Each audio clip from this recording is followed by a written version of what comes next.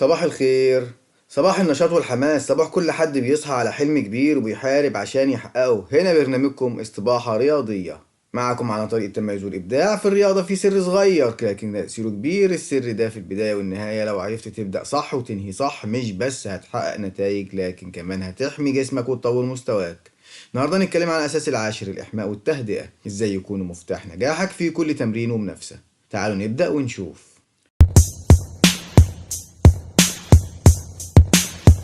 خليني أبدأ معاكم بمفهوم الإحماء. لما نقول الإحماء إحنا بنتكلم عن عملية أساسية بتتم قبل أي نشاط رياضي. الهدف مش مجرد حركة عشوائية لكن حركة منظمة ومتدرجة بتجهز جسمك وعقلك للجهد اللي هيحصل. الإحماء هو التحضير المثالي للمعركة الرياضية، سواء كانت تمرين أو مباراة. نروح بقى للنقاط الرئيسية في مفهوم الإحماء. الإحماء حاجة ما ينفعش نستغنى عنها، لازم يتنفذ قبل كل وحدة تدريب أو منافسة. بيتم تنفيذه من خلال تمارين مدروسة مش مجرد عشوائية. هدفه الأساسي هو تهيئة جسمك وعقلك للجهد المطلوب. مهم جدا يكون الإحماء متدرج، يعني نبدأ بتمارين بسيطة ونزود القوة تدريجيا.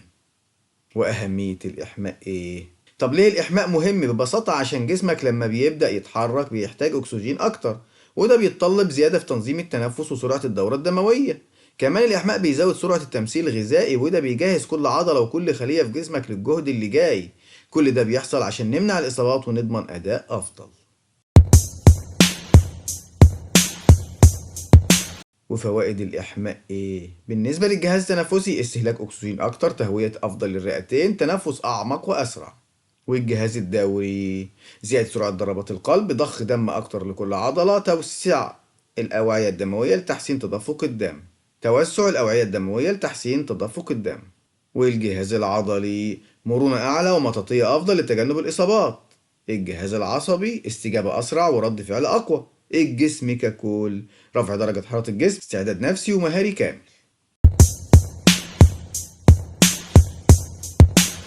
مفهوم بقى التهدئة. نيجي بقى للنهاية الصح. التهدئة زي ما البداية مهمة، النهاية كمان لا تقل أهمية.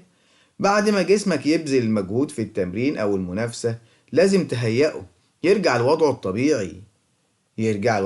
تدريجيا. التهدئة هي المرحلة اللي بتساعدك على استعادة توازن أجهزة جسمك ومنع أي إجهاد زايد. فالتهدئة فيها نقاط رئيسية، هي عملية أساسية لازم تتنفذ بعد كل نشاط رياضي. في نهاية كل وحدة تدريبية زي الإحماء، التهدئة بتتم من خلال تمارين مدروسة ومناسبة.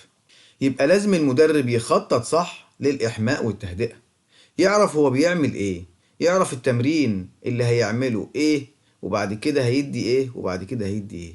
لازم يخطط له زي الوحدة التدريبية بالظبط. نفس الكلام بالنسبة للتهدئة. وكل ده بيتم من خلال حاجات كتير جدا جدا جدا. ممكن بقى نبقى نفتح فيها حلقات ازاي تدير الإحماء داخل الوحدة التدريبية وتخطط له بشكل مدروس. لكن لازم تعرف ان هو أحد مبادئ التدريب الرياضي، ومن أهم مبادئ التدريب الرياضي الإحماء والتهدئة.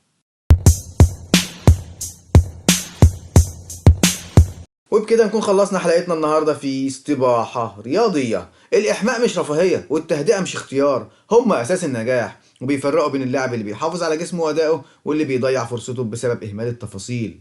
خلي دايما شعارك البداية الصح والنهاية الصح، واوعى تنسى الرياضة مش بس جهد بدني، دي أسلوب حياة. لو الحلقة عجبتكم ما تنسوش تعملوا لايك وتشاركوا الحلقة مع أصحابكم المهتمين بالرياضة، وفعلوا زر الجرس عشان توصل لكم كل الحلقات الجديدة أول بأول. نشوفكم على الحلقة الجاية بإذن الله، ونشوفكم على خير.